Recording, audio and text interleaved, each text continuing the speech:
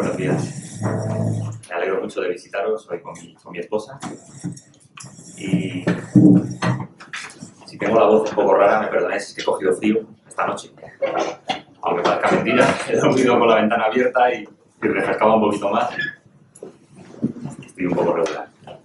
Vamos a abrir la Biblia por el Evangelio de Marcos, en el capítulo 12. Marcos 12.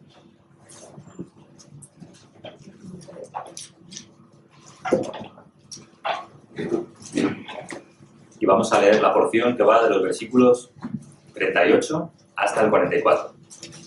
Marcos 12, 38 al 44. Dice así mi versión. Y en su enseñanza les decía: cuidaos de los escribas, a quienes les gusta andar con vestiduras largas y aman los saludos respetuosos en las plazas, los primeros asientos en las sinagogas y los lugares de honor en los banquetes, que devoran las casas de las viudas y por las apariencias hacen largas oraciones. Estos recibirán mayor condenación.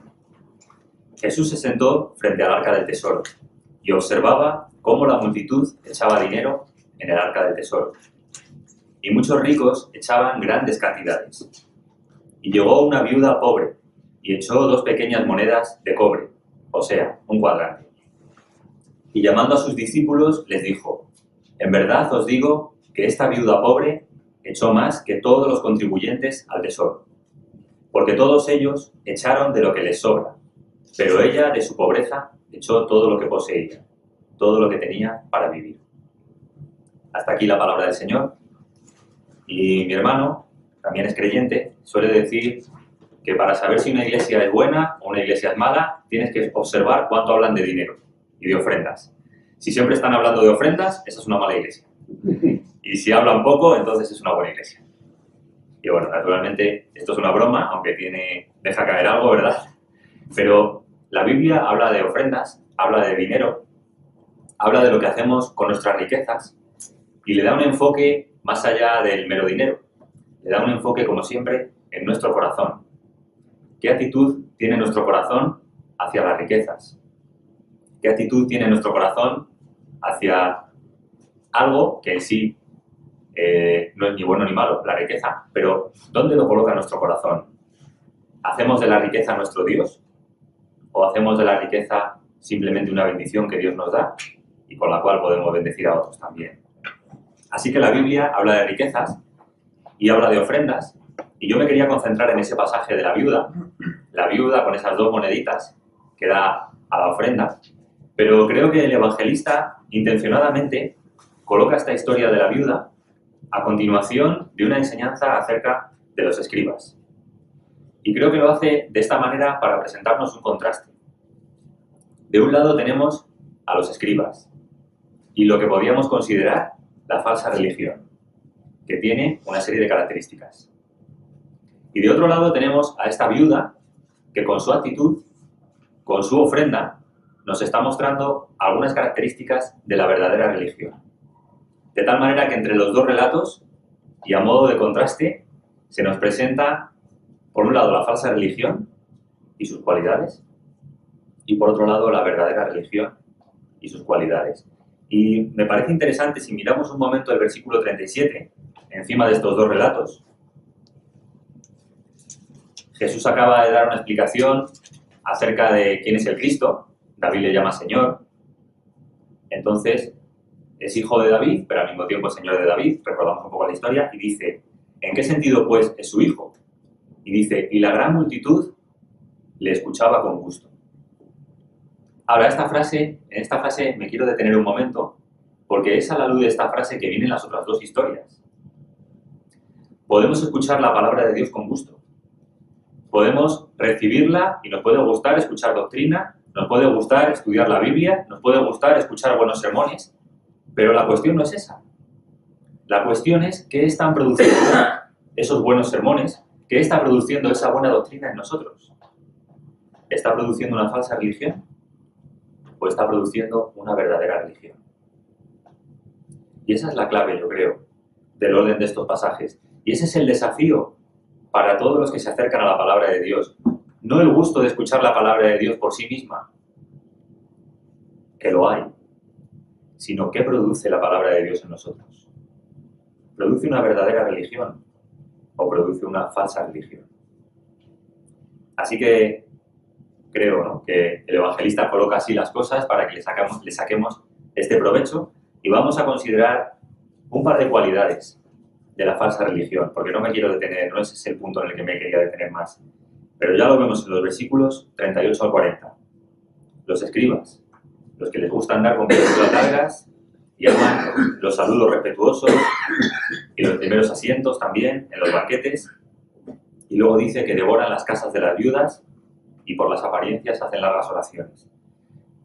¿Qué cualidades vemos en este texto acerca de la falsa religión?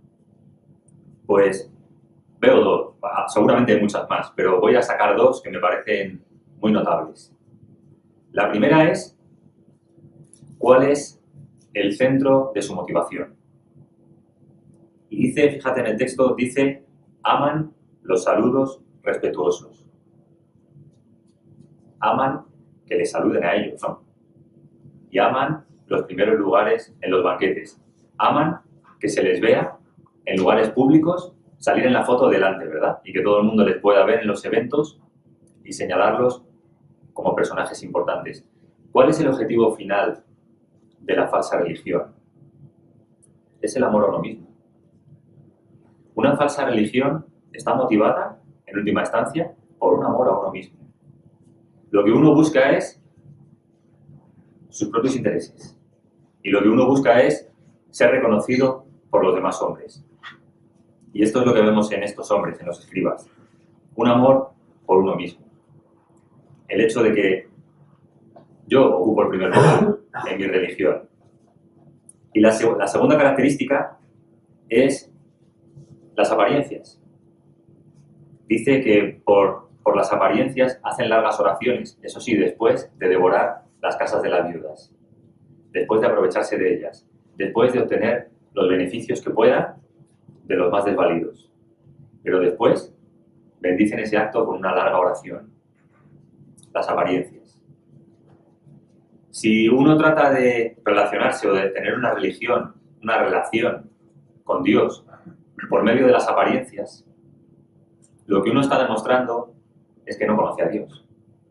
Porque Dios, el Dios de la palabra, ve más allá de las apariencias. De tal manera que no podemos aspirar a tener una relación con Él en base solamente a apariencias si no hay una realidad interior, si no hay una fe verdadera y si no hay una motivación sincera dentro de nosotros. Cuando yo era muchacho, mis padres vivían en un barrio a las afueras de Madrid, en el que ahora está el Cinépolis, los cines más grandes de Europa, no sé si siguen siendo. Y allí rodaban en aquel tiempo, había una dehesa, y rodaban películas del oeste. Y había un decorado que simulaba un pueblo del oeste. Era impresionante, porque tú lo veías de frente y te parecía un pueblo. Era con su salón ese, donde, bueno, todo lo que hay en un pueblo del oeste. Pero te ponías de perfil y solo era una tabla sujeta por otras tablas detrás. Era una falsa, ¿no? Una apariencia. Claro, valía para lo que valía. Daba la apariencia de un pueblo, pero no lo era. La falsa religión da una apariencia, pero en realidad es una fachada sin fondo. Es una fachada delante de los hombres, pero que delante de Dios no tiene ningún sustento, ni tiene ningún fundamento. Y cuando intentamos encontrar cuál es el fundamento de esa fachada, para mayor desesperación y para mayor decepción, nos encontramos con que lo que hay no es Dios, sino el amor a uno mismo. El amor al propio prestigio, el amor al propio honor, a que los demás le conozcan, a ser una persona de renombre, a que los hombres aplaudan una supuesta piedad.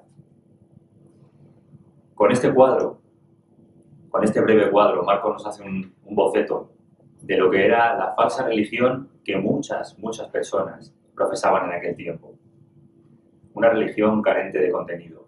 Personas que curiosamente escuchaban con gusto la palabra de Dios todos los días de reposo. Personas que sabían mucha doctrina y que podían discutir y mantener largas discusiones con cualquiera sobre las verdades de la palabra. pero personas en cuyo corazón la palabra de Dios no producía una verdadera piedad. Porque en el fondo de su corazón, como ha dicho un hermano en su oración, amaban más las tinieblas que la luz. En el fondo de su corazón se estaban conformando a una apariencia y a un fingimiento y no buscaban una relación con el Dios vivo y verdadero.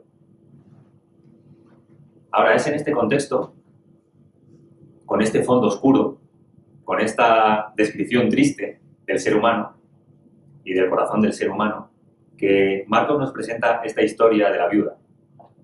Y es ante este fondo triste y oscuro que la historia de esta mujer se realza y cobra un brillo especial y tiene una dimensión que pone un gran contraste, mostrando algunas cualidades de la religión verdadera. Dice el texto que Jesús se sentó enfrente del arca del tesoro. Este arca del tesoro fue puesto en los días del rey Joás como un arca en el que el pueblo echaba voluntariamente. Este arca no era para echar ofrendas obligatorias, no era para echar diezmos, sino que las personas en el pueblo echaban ahí voluntariamente lo que ellos querían para la manutención del templo, para las reparaciones, las obras. El templo era un edificio y todos los que tenemos casa sabemos que la casa se va estropeando, ¿verdad? Va saliendo una grita aquí, una humedad allá y hay que repararlo. Pues en el templo también pasaba. Entonces se colocó este cofre, este arca, donde cuando la gente venía a adorar, echaba sus ofrendas voluntarias para que se fuese restaurando y se fuesen haciendo las obras del templo. Y desde los días de Joás, esa costumbre pasó a través de los tiempos, sobrevivió al cautiverio y llegó hasta los días de Jesús.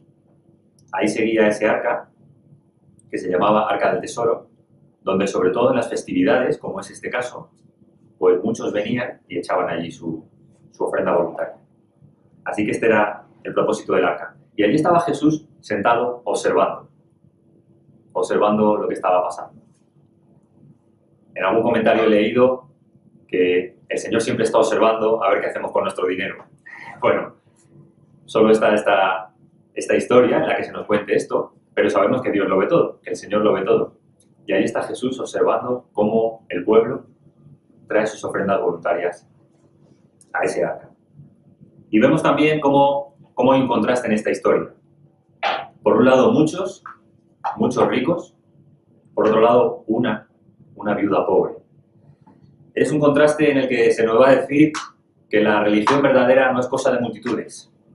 Son más bien pocos los que la profesan. Por otro lado, estos muchos, ya lo hemos dicho, son ricos. Tienen abundancia. Pueden dar grandes cantidades. Por otro lado, tenemos una viuda pobre. Dos palabras que frecuentemente iban unidas. Viuda y pobre. Y por otro lado tenemos las grandes cantidades que estos ricos están echando y las dos pequeñas monedas que esta viuda echa. Así que también esta historia es presentada a modo de contraste. Pero lo que me llama la atención es que un acto piadoso como pueda ser este, expuesto a los ojos de los demás, se convierte siempre en un acto muy peligroso, ¿verdad? Cualquier acto que pueda ser considerado como piadoso, cuando alguien te está mirando, se convierte en un acto muy peligroso. Porque todos tenemos un fariseo dentro, que está luchando por nacer, por salir afuera, y que sale siempre cuando alguien está mirando. Así que es algo peligroso, es una combinación peligrosa que el texto nos está presentando. Una vez iba por mi trabajo, tengo que andar mucho por la calle de un lado para otro, y en la entrada de un centro comercial había un mendigo pidiendo, y junto a él se paró una señora de cierta edad con una bolsa llena de monedas pequeñitas, de cobre, y era una bolsa considerable. Entonces la mujer empezó a sacar las monedas poco a poco y a echarlas en el vaso de Coca-Cola que el mendigo tenía. De tal manera que al caer las monedas sonaban y entonces la gente que pasaba por allí se giraba a ver qué estaba pasando. Y estuve observando un rato, allí parado, y claro, la mujer tardó un buen rato en sacar todas las monedas de la bolsa y echarlas poco a poco en el vaso de Coca-Cola, en medio del ruido y en medio de la expectación de todos los que pasaban. Y claro, al final de la operación pensé, bueno, si le pensaba dar toda la bolsa, porque no le ha dado la bolsa y ya está. Pero el fariseo que todos tenemos dentro, que lucha por salir afuera cuando los demás están mirando, le gusta que las miradas de los demás se posen sobre uno y puedan considerar nuestra piedad, nuestra bondad y nuestro deseo de hacer el bien. Y allí estaba aquella mujer, en realidad haciendo el ridículo, porque cualquiera que pasase por allí podía darse cuenta de lo que estaba pasando. Incluso el mendigo la miraba con cara de, bueno, esto que viene, ¿no?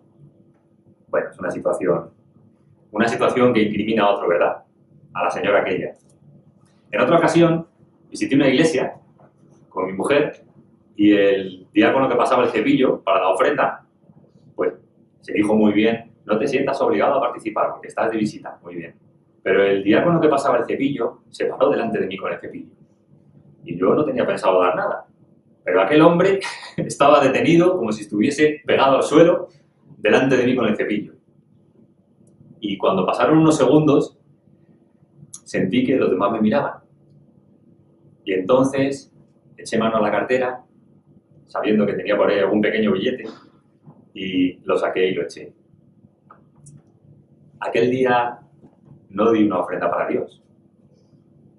Aquel día di una ofrenda para mí mismo. Di una ofrenda para aparentar delante de los demás que ya que se me demandaba un acto piadoso, yo estaba dispuesto a hacer un acto piadoso. Estas historias solo quieren ilustrar que es un peligro real para todos nosotros.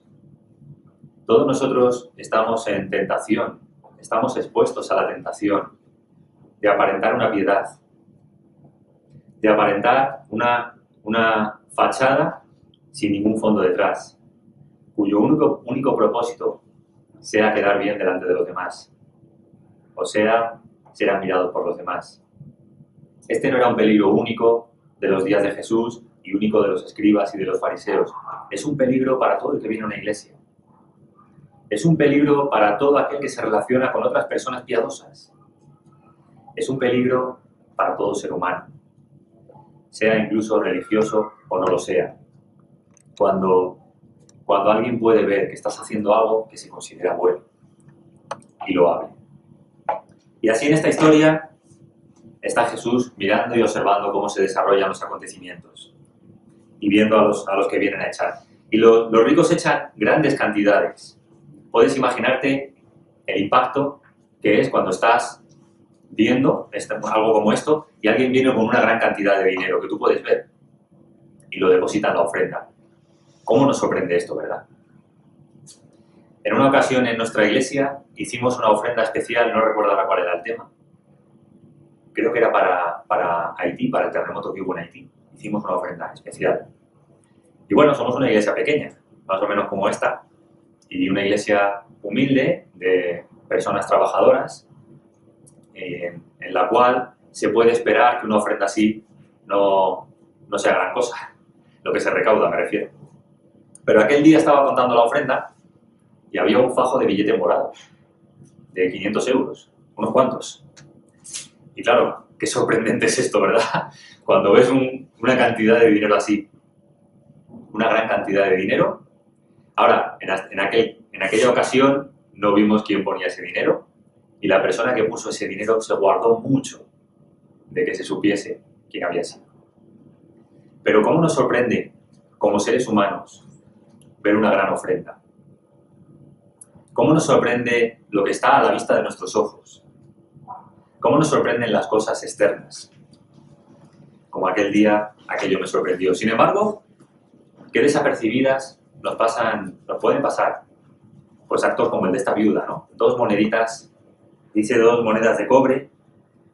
Hace tiempo cuando hice la cuenta, esto equivale aproximadamente a 80 céntimos en el día de hoy. Si haces la cuenta de lo que es un denario, que es el salario de un día y todo esto, si haces la equivalencia, se corresponde con 80 céntimos de euro. 1 euro vamos a poner. ¿A quién le llamaría la atención una ofrenda de 1 euro?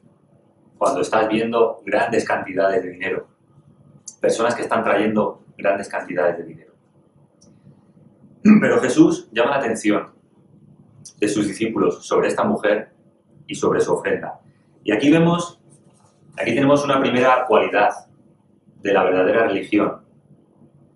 Una cualidad de la verdadera religión es que la mayoría de las veces pasa desapercibida a los ojos de los hombres, pero nunca pasa desapercibida a los ojos de Dios. La verdadera religión sucede en lo secreto, sucede en lo íntimo, entre Dios y nosotros. Y esto es algo que pasa desapercibido a los ojos de los demás, o que debería pasar desapercibido a los ojos de los demás, pero que no pasa desapercibido a los ojos del Señor. Por eso Jesús llama a sus discípulos y les quiere comentar lo que ha visto. Y les quiere comentar lo que ha sucedido. Cuando seguramente los ojos de los discípulos, como los tuyos y como los míos, estarían fijos en las grandes cantidades de dinero. Y estarían quizá pues dejándose engañar, ¿no?, por esta apariencia de piedad. Pero Jesús llama la atención sobre esta mujer. Les quiere hacer partícipes a los discípulos de aquello, porque en aquello hay una gran lección. Y la lección es esa. La verdadera religión es algo oculto a los ojos de los demás. Es algo que ocurre entre tú y Dios. Puede que vengamos puntualmente todos los domingos a la iglesia, donde los demás nos ven. Puede que no nos perdamos ninguna actividad de la iglesia, para evangelizar, para hacer obra social o para lo que sea, donde los demás nos ven. Puede que estemos siempre presentes en todas las fotos de los campamentos y en todas las cosas y eventos que la iglesia u otras entidades religiosas organizan. Y no estoy diciendo que en eso hay nada de malo en sí. Lo que estoy diciendo es que la verdadera religión va más allá de todo eso. La verdadera religión es algo que tiene que ver con lo íntimo de tu corazón y con Dios. Y eso es algo que pasa desapercibido a los demás. Eso es algo que los demás no pueden ver, pero que Dios sí puede ver. Nos acordamos de Samuel, de ese relato en el que Samuel va a ungir al rey de Israel, al nuevo rey de Israel, y ve a uno de los hermanos de David, alto, hermoso, bien parecido, con un buen porte, y dice, este es. Y el Señor habla a Samuel y le dice, no mires su apariencia externa, porque yo lo he desechado. Dice que el hombre ve la apariencia y juzga según la apariencia exterior, pero Dios ve el corazón. En la apariencia exterior, a veces lo que hay en la apariencia exterior coincide con lo que hay en el interior, pero no necesariamente. Y Dios siempre juzga el corazón, siempre ve el corazón. La verdadera religión, otra de sus cualidades, es que va más allá de un deseo de aparentar. Es otra cualidad de la verdadera religión. La verdadera religión no está pensando en lo que los demás van a ver. Está pensando en lo que Dios va a pensar. O está pensando más bien en el juicio de Dios. Y eso es lo que busca la verdadera religión. La aprobación de Dios, no la aprobación de los demás. Así tenemos también cómo esta mujer, con su pequeña ofrenda, obtiene, aunque no de una manera directa, pero obtiene la aprobación del Señor Jesús.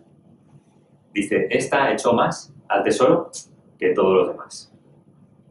Tiene la aprobación de Jesús. Y lo que veo en esto es que la religión vana se conforma con algo muy externo. Se conforma con el aplauso de los hombres. Se conforma con un premio tan pequeño y tan pasajero como es que otro te alabe en un acto de piedad. Pero la religión verdadera va más al fondo de las cosas. La religión verdadera sabe que la motivación por la que hacemos las cosas y el agrado de Dios en lo que hacemos es más importante incluso que lo que hacemos. Aquí hay otro principio que me ha resultado interesante a lo largo de mi vida. Cualquier obra piadosa, cualquier cosa que podamos hacer, pierde su valor si la razón por la cual lo hacemos no es el agrado de Dios. Estamos todos de acuerdo, ¿verdad? Cualquier cosa. Si no es por amor a Dios, puedo entregar mi cuerpo y no vale de nada. O puedo entregar todas mis riquezas, o puedo entregar todo lo que tenga y no vale de nada. Ahora, la verdadera religión, como digo, actúa por amor a Dios y busca el agrado de Dios. Dice también David, no daré al Señor ofrenda que no me cueste nada. David sabía que las verdaderas ofrendas tienen un valor, un coste, pero se paga por amor a Dios. Me llama la atención, este año releyendo la Biblia otra vez de principio a fin, me llama la atención que cuando en Crónicas lees acerca de la vida del rey David, él tuvo en su corazón hacer un templo para el Señor. Y se pasó toda su vida en las batallas apartando dos montones. Un montón de oro y de riquezas y de cosas de valor para ese templo de Dios. Y otro montón para sí mismo. Era su propio tesoro personal. Igual que daba tesoros a sus capitanes, sus comandantes, al ejército, pues él se apartaba su parte. Y a lo largo de su vida fue haciendo esos dos montones. El montón para la casa del Señor, un gran montón, y el montón para él, su tesoro personal. Pero cuando lees el relato en Crónicas, al final de sus días, dice, Salomón, aquí está el montón que he apartado para la casa del Señor, y aquí está mi montón para la casa del Señor. Si yo me voy a morir, si yo ya estoy en las últimas, os he dejado lo vuestro, tenéis vuestras cosas, vuestras riquezas, pero con la mía, para la casa del Señor. Y ahí vemos un hombre que considera las cosas desde esa óptica. No creo que esté presumiendo delante de su hijo. Es más bien la expresión de un corazón que reconoce que todo lo que ha obtenido durante su vida, que todo lo que tiene, que todo lo que es, procede de Dios, procede de Dios. ¿Qué va a hacer con ello entonces? Lo devuelve a Dios. Ahí tenemos un acto de la religión verdadera. Un corazón que reconoce a Dios en su vida, que reconoce el amor de Dios en su vida y que corresponde a ese amor. Creo que es algo, para mí ha sido uno de esos grandes descubrimientos. A veces uno, a lo largo de su vida, si Dios quiere, podrá leer la Biblia unas cuantas veces y en cada pasada descubres más cosas, ¿verdad? Y te vas dando cuenta de más cosas. Y el rey David, a pesar de sus graves pecados, a pesar de que era un pecador como cualquiera de nosotros, pues vemos en él ese corazón que amaba a Dios en lo íntimo y que se deleitaba en dar para Dios, ¿verdad? Lutero habló de 3 conversiones. Habló de la conversión de la mente, habló de la conversión del corazón y habló de la conversión del bolsillo.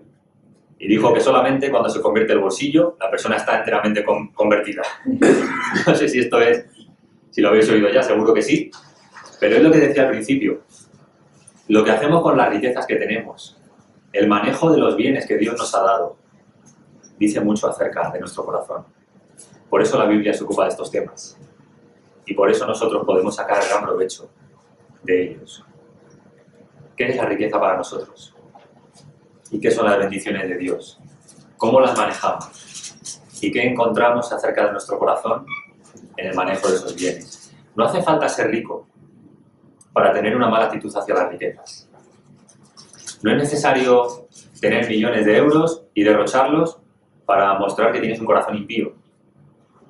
Es posible tener muy poquito y mostrar la misma tacañería y mostrar que igualmente nosotros somos el centro de lo que tenemos y no Dios. Y es algo que también aprendemos en esta historia. Y ahora finalmente me quedo con dos preguntas en esta historia que no tienen una respuesta explícita. Pero las dos preguntas son si esta mujer da todo lo que tenía para su sustento, estas 2 moneditas era todo lo que tenía y lo da, ¿de qué iba a vivir? Se nos ha ocurrido pensarlo, ¿no? Está dando todo para su sustento, ¿de qué iba a vivir? Y por otro lado, me viene a la mente la pregunta, ¿por qué hizo algo semejante? ¿Por qué esta mujer hizo aquello? En cuanto a de qué iba a vivir, pues la verdad que cuando lo único que tienes son 80 céntimos, la verdad que tu vida tampoco depende de ello, ¿verdad? Tienes una barra de pan más, o tienes una comida más, pero no tienes nada más. Creo que cuando alguien da todo lo que tiene al Señor, lo que está mostrando en su interior, delante de Dios, es una actitud de confianza delante de Él. Y lo que está diciendo es, puedo dar este poco de mi sustento, confiando en que tú me vas a sustentar. No se me ocurre otra respuesta. Pienso que esta mujer, judía, conocedora de la historia de su pueblo, sabría bien que Dios es el que sustentó a las viudas Ruth y Noemí en el pasado. Esta mujer conocedora de la historia de su pueblo sabría también que Dios sustentó a la viuda de Sarepta, que dio todo su sustento a Elías, al profeta, y que fue sostenida de manera milagrosa durante tiempos de gran escasez. Esta mujer sabía bien que podía dar todo su sustento a Dios y que Dios era poderoso y que Dios era misericordioso para seguir sosteniéndola a ella. Pero la lección principal que extraigo de esto y que creo que debemos quedarnos es que la verdadera piedad, la verdadera religión, nace de la fe en Dios. Es por la fe en Dios, por la confianza en Él, que podemos hacer actos de verdadera piedad. No por nada que haya en nosotros, ni por ninguna otra confianza que haya en otras personas, sino por la fe en Dios. Es por la fe en Dios que hombres y mujeres han dejado su casa y se han ido a países extranjeros a predicar su evangelio sin nada. Es por la fe en Dios que santos de todos los tiempos han consagrado su vida a Dios sin más paga que el desprecio de sus semejantes y que muchas tribulaciones y sufrimientos. Es por la fe en Dios que los santos pueden llevar vidas agradables a Dios. Dios es el motor de la verdadera religión y cuando nuestra confianza está en Él, la verdadera religión brota. ¿Cómo sabemos si de verdad confiamos en Dios?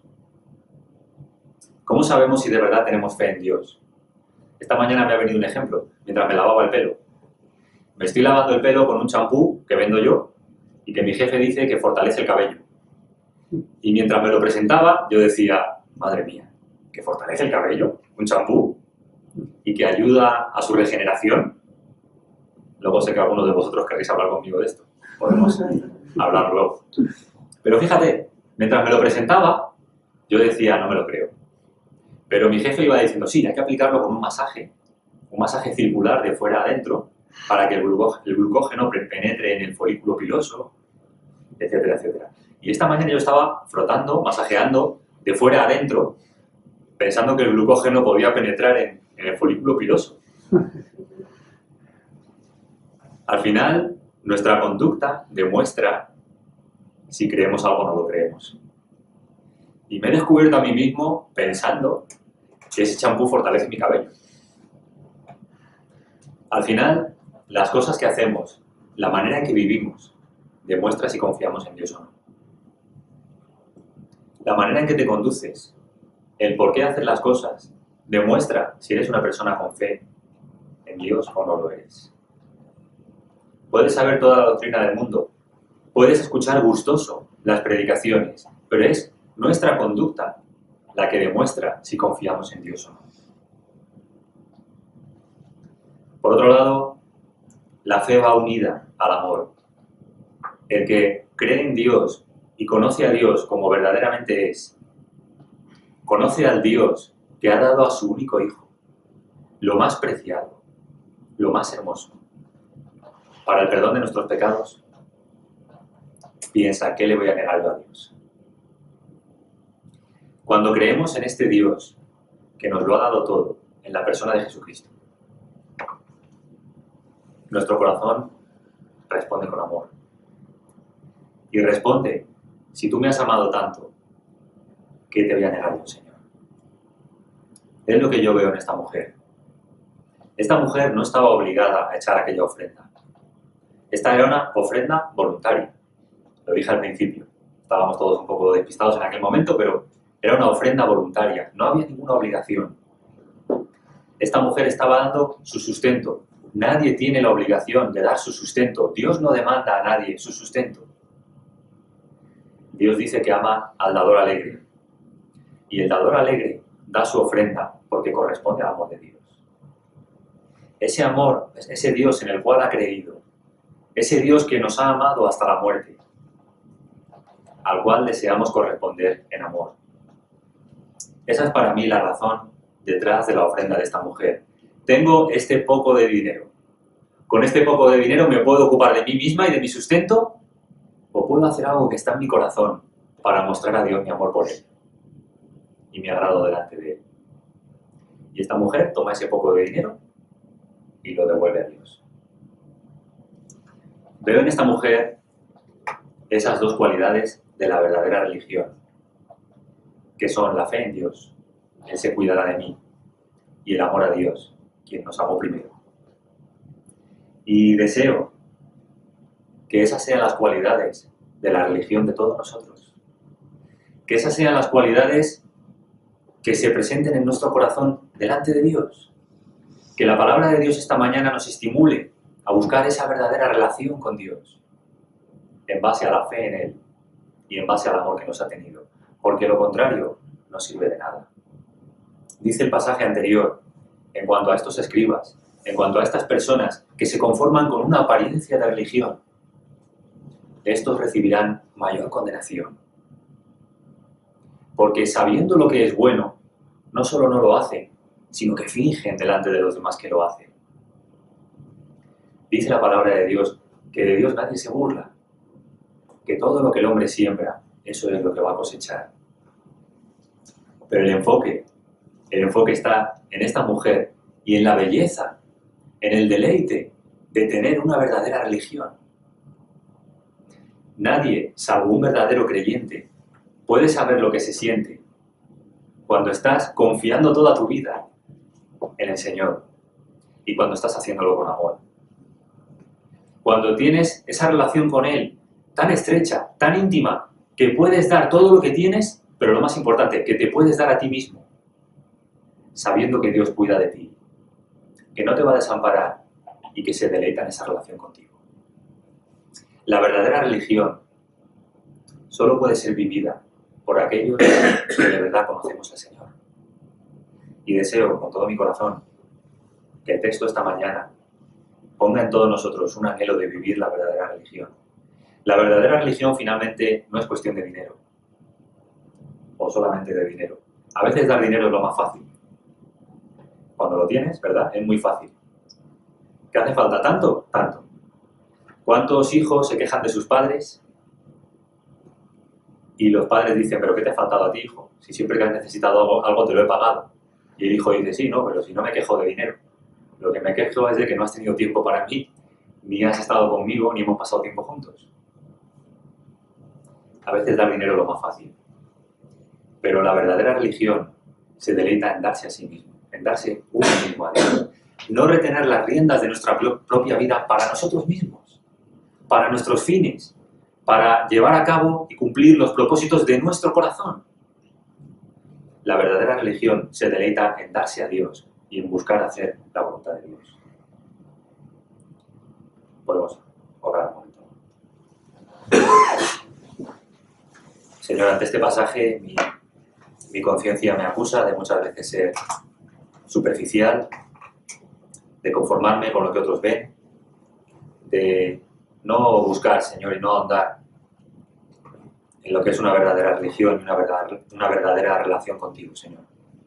Pero gracias por este pasaje que nos estimula a buscarte en toda nuestra manera de vivir, que nos estimula a poner a prueba nuestra fe y nuestra confianza en las cosas que hacemos, que nos estimula a corresponder al amor inmenso que has mostrado por nosotros, con lo poco que podemos darte, pero por amor, Señor. Ayúdanos a vivir en la verdadera religión. Te rogamos tu bendición en medio de nosotros, que tu palabra quede en nuestros corazones y que al volver a casa podamos meditar qué clase de relación tenemos contigo, Señor. Bendice a esta congregación, bendícenos a cada uno de nosotros y acércanos a ti, Señor.